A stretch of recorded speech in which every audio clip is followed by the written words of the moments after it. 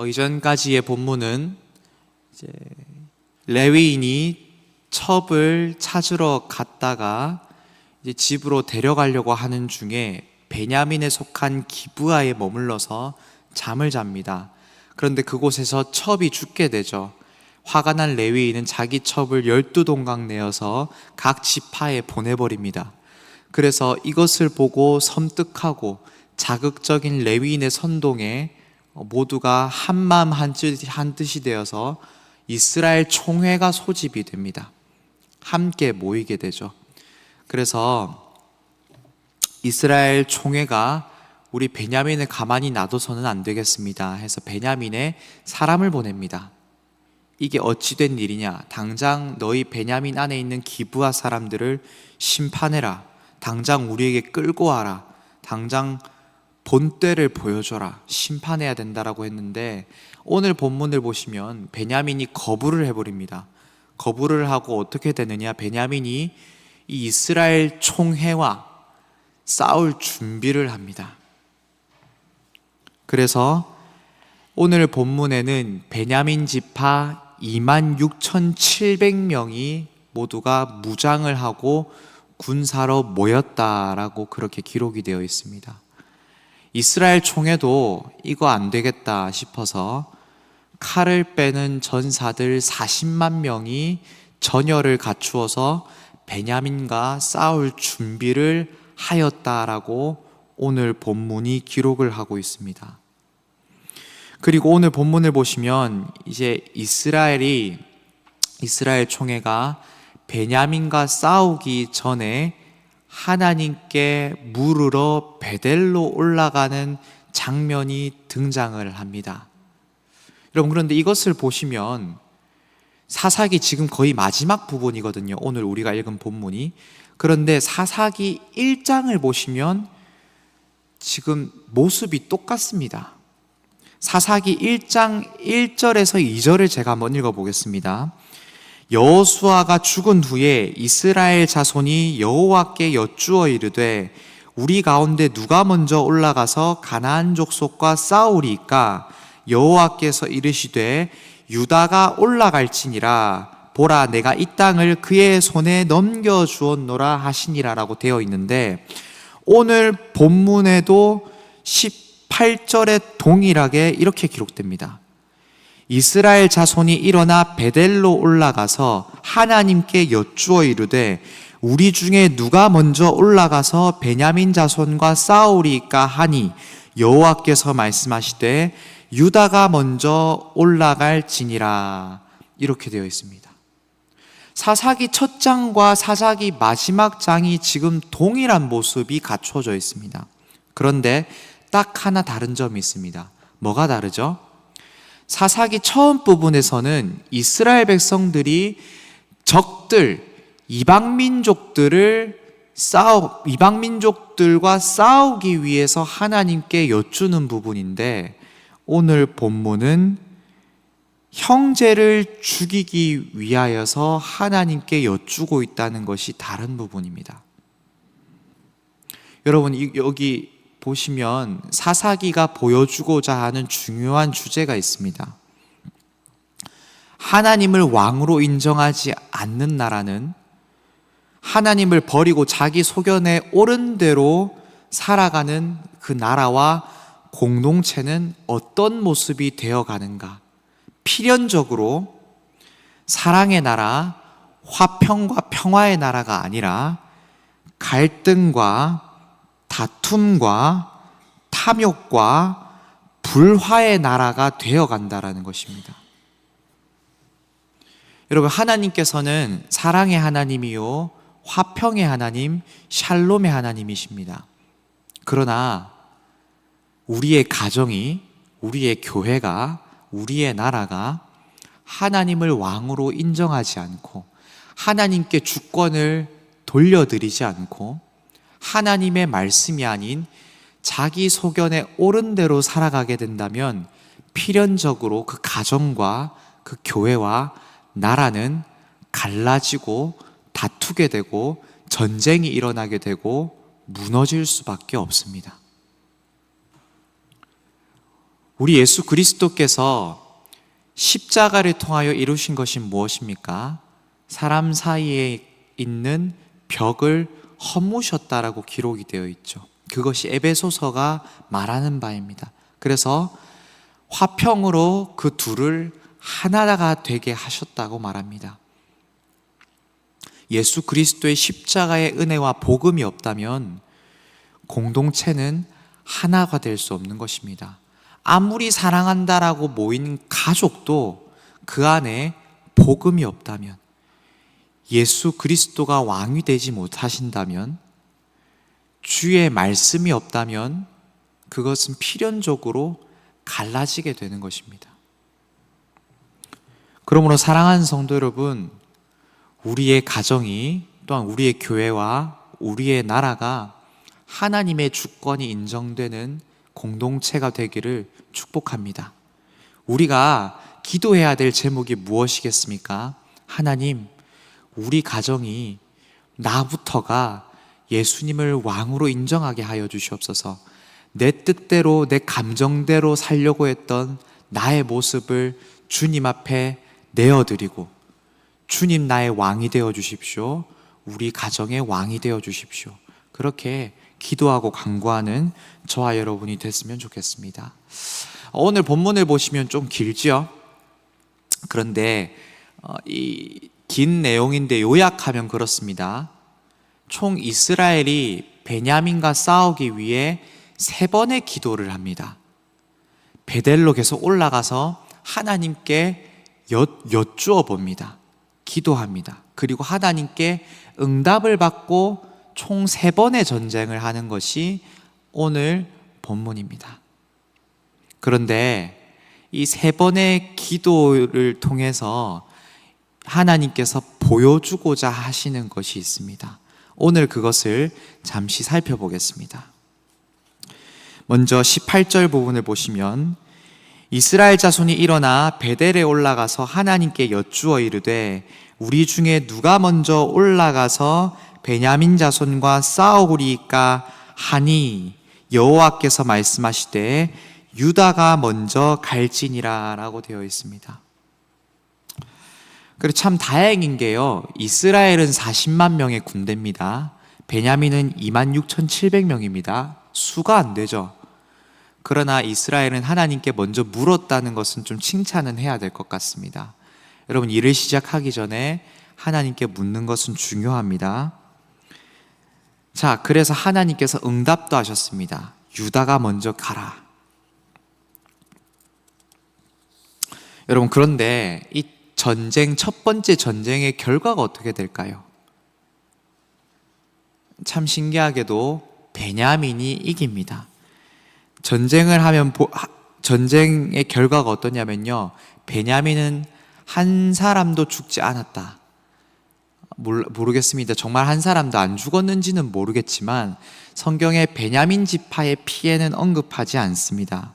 그러나 이스라엘 총회는 벌써 첫 번째부터 대패를 해버립니다. 그럼 좀 우리가 여기서 살펴봐야 될 부분은, 분명 이스라엘 총회가 하나님께 물었고 하나님이 응답을 하셨습니까? 안 하셨습니까? 했습니다. 유다가 먼저 올라갈지니라. 여러분, 그러면은 하나님께서 응답하신 전쟁이라면 당연히 마땅히 이겨야 되는 것 아니겠습니까? 아니, 하나님께 안 물은 것도 아니고 하나님께 물었는데 졌다라면 이것은 좀 이상한 것 아니겠습니까? 여기에 비밀이 숨어 있습니다. 이스라엘 총회가 하나님께 어떻게 물어봤는지가 중요합니다. 여러분, 이스라엘 총회가 물은 것은 어떤 것이었냐면요, 바로 전쟁을 해야 됩니까? 말아야 됩니까가 아니라 전쟁을 어떻게 하면 되겠습니까? 어떻게 해야 우리가 이기겠습니까? 전쟁을 해야 될지 말아야 될지 전쟁의 본질을 물은 것이 아니라 전쟁의 방법을 물은 것입니다. 이미 전쟁을 하겠다고 자기들이 다 정해놓고서는 하나님께 이거 어떻게 하면 이깁니까? 라고 물은 것입니다. 여러분, 이거 좀 차이가 보이십니까? 여러분, 애초에 하나님께서는 이 전쟁을 원하지도 않으셨습니다. 형제 간에 지파 간에 싸우는 것을 하나님께서 원하셨을까요? 아닙니다. 전쟁이 아닌 다른 방법으로 죄가 심판되어지기를 원하셨겠죠. 한 번도 하나님께서는 이 전쟁을 허락하신 적이 없는 것입니다. 이스라엘 백성들은 레위인의 한 사람의 선동에 의해서 자기들의 감정을 참지 못하고 자기들의 정의감에 휩싸여서 그냥 전쟁을 일으키게 된 것입니다. 이 전쟁은 하나님의 뜻과는 아무런 상관이 없었던 것이죠. 그렇다면 이 이스라엘 총회가 하나님께 기도했던 것은 무엇이냐면요, 그냥 하나님을 이용하려고 했던 것뿐입니다. 하나님, 이제 저희 전쟁할 건데요, 저희가 이겨야겠습니다. 방법 좀 알려주십시오. 어떻게 하면 이기겠습니까? 저희가 이길 수 있는 방법 좀 주십시오. 누가 먼저 가면 되겠습니까? 여러분, 기도라는 것이 무엇입니까? 우리는 하나님과 동행해야 하는 사람들로서 기도는 하나님과 대화하며 걸음을 맞춰가는 것이죠. 시작할 때부터 하나님과 동일한 걸음걸이를 걷기 위해서 하나님께 물어가는 과정이 기도가 돼야 되겠습니다. 그런데 할지 말지는 우리가 다 정해놓고 하나님 그냥 따라오십시오, 어떻게 이길지만 알려주십시오라는 것은 무엇입니까? 같이 발맞춰 동행해야 하는 하나님께 일방적으로 발맞춰서 오라는 것과 다른 게 없는 것이죠. 여러분, 우리는 하나님과의 관계에서 어떤 존재입니까? 하나님이 주인이시고 우리는 종입니다. 예수 그리스도께서는 머리 되시고 우리는 그의 몸입니다. 성령께서 우리의 기도를 인도해 가셔야지 우리가 기도를 주도하여 인도하여 가면 안 됩니다. 그런데 우리는 기도의 자리에서 어떻습니까? 이미 우리의 뜻과 우리는 이미 결론을 다 내놓았습니다. 그리고 하나님, 이거 어떻게 해야 될지 방법 좀 알려주십시오. 하나님, 이거 꼭 돼야 되겠습니다.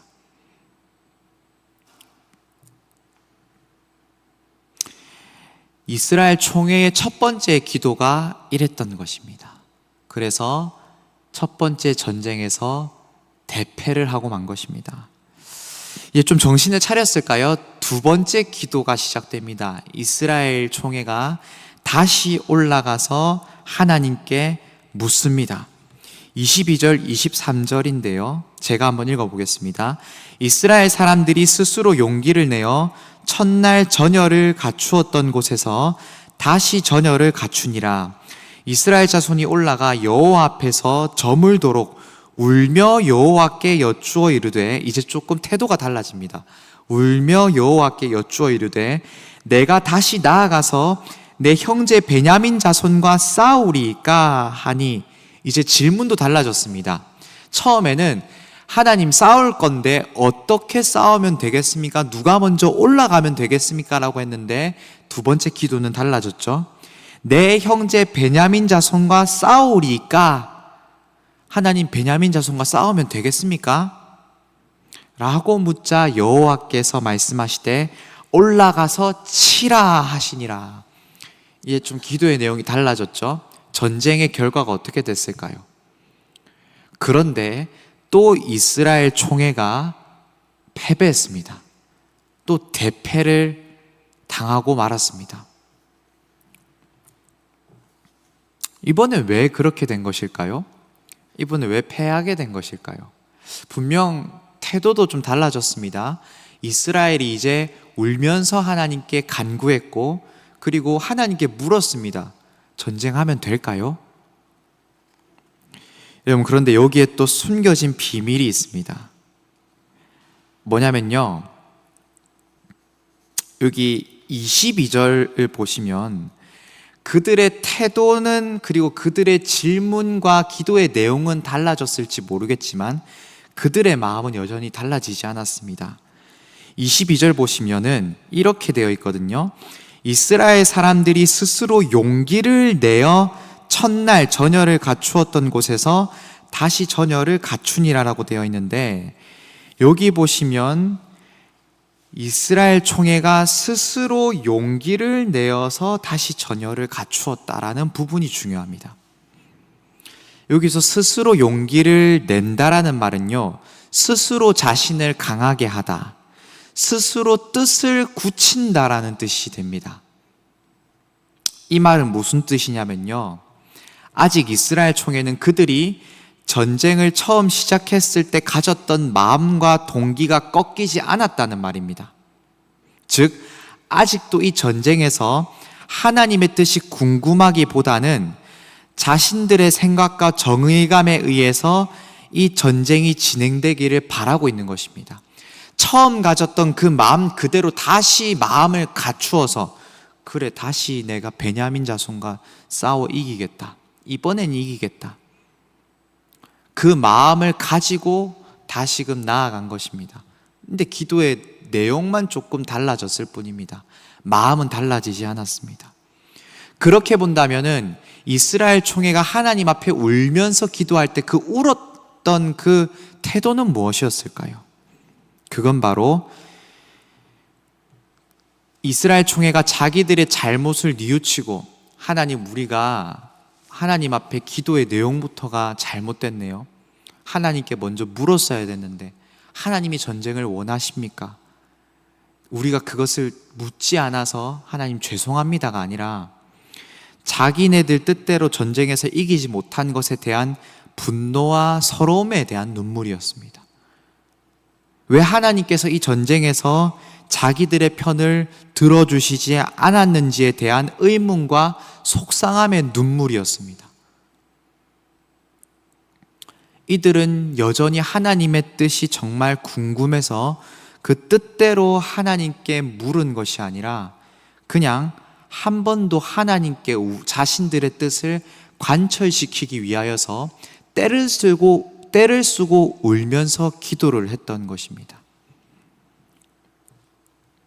우리가 사실 기도의 자리에서 기도할 때 많은 부분은 아닙니다. 저는 그런 적이 있습니다. 많습니다. 기도의 시간 눈물을 흘릴 때에 하나님 앞에 감사함의 눈물도 있었고 회개의 눈물도 있었지만 원통하고 분노가 나기도 하고 너무나도 서러워서 눈물이 흐를 때도 있었습니다. 그러나 아직 하나님 앞에 내가 회개하는 모습은 아니었던 것이죠. 여러분, 기도라는 것은 어찌 보면 하나님과의 씨름의 과정일지도 모르겠습니다. 기독교가 아닌 다른 종교는요, 다른 종교들도 기도를 통해서 자신들이 믿는 신들과 씨름을 하죠. 어떻게 합니까?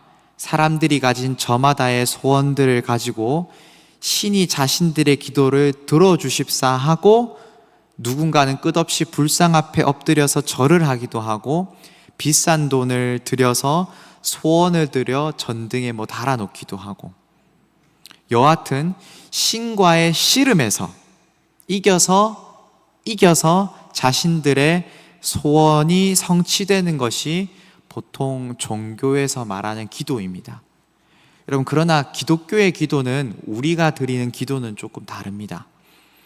기독교의 기도는 기도라는 하나님과의 씨름의 과정을 통해서 우리의 소원이 이루어지는 것이 아니라 오히려 우리가 뜻을 점점 내려놓게 됩니다. 우리의 태도가 점점 달라지게 되고요. 그리고 하나님의 뜻이 우리 마음에 채워져서 그 뜻이 우리를 지배해가는 것이 기독교의 기도입니다.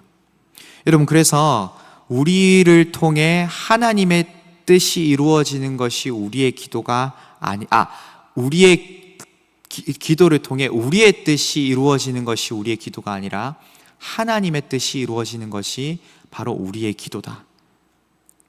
여러분, 그래서 기도를 하면요, 그 씨름하는 과정 중에서 하나님께서 변하시는 것이 아니라 우리가 점점 변해가는 것이 바로 기도의 시간입니다. 지금 이스라엘도 그 과정을 지금 계속해서 거치고 있는 것입니다. 이제 마지막 기도가 되었습니다. 이스라엘의 태도가 완전히 달라졌습니다. 오늘 본문 26절을 보시면 이렇게 되어 있습니다. 이에 온 이스라엘 자손 모든 백성이 올라가 베델에 이르러 울며 거기서 여호와 앞에 앉아서 그 날이 저물도록 금식하고 번제와 화목제를 여호와 앞에 드리고 이스라엘 자손이 여호와께 물으니라. 그때에는 하나님의 언약궤가 거기 있고 아론의 손자인 엘르아살의 아들 비느하스가 그 앞에 모시고 섰더라. 이스라엘 자손들이 여쭈기를 우리가 다시 나아가 내 형제 베냐민 자손과 싸우리이까 말리이까. 이제는 달라졌습니다. 우리가 싸움을 멈춰야 합니까? 라는 질문까지 가게 된 것입니다. 이제 말씀을 맺도록 하겠습니다. 이스라엘은 총 3번의 기도를 통해서 하나님 앞에서의 기도의 내용과 기도의 태도가 달라졌습니다.